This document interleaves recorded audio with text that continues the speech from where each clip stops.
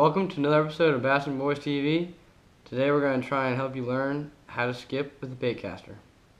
Hope you enjoy.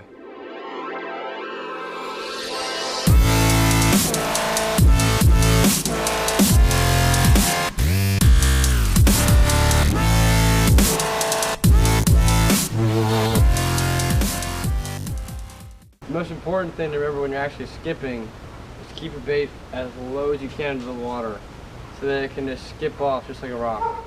Another tip that will improve your technique is to raise your rod tip as you skip.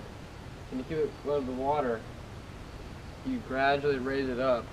And by raising your rod up, you're going to slowly lift the bait up off the water, and it'll keep it from sinking down and causing you to backlash. Another thing to keep in mind when skipping is to make sure you don't shorthand your cast. You're going to make sure that when you skip, you follow all the way through so that your bait will keep going and it'll prevent the stress on your reel.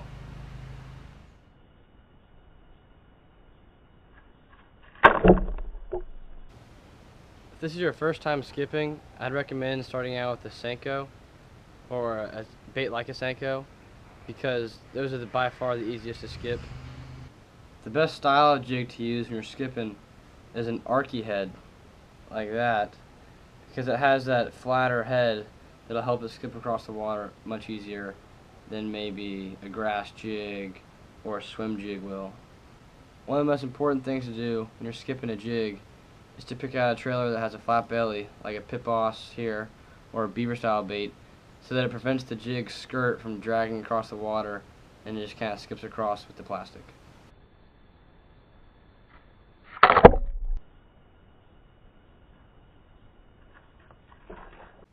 Another tip to improve your skipping is to make sure you don't fill your reel up all the way, and you want to do this so that you can reduce your backlashing, and I usually leave about 1/8 of an inch, maybe a little bit more.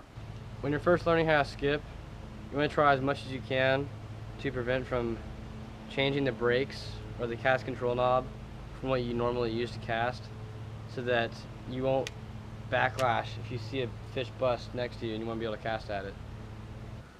A more economical tip is to make sure that you don't have any nice line on when you're first trying to learn how to skip, because you're probably going to bird nest and backlash a lot and you don't want to mess up your good line.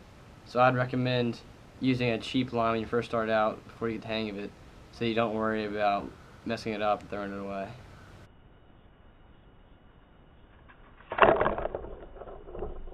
When you're skipping, you want to make sure that you're keeping your thumb on or near the spool so that you can apply pressure when needed, and you don't want to just leave your thumb off the spool completely, because if you just rip it, your line's just going to fly off the reel.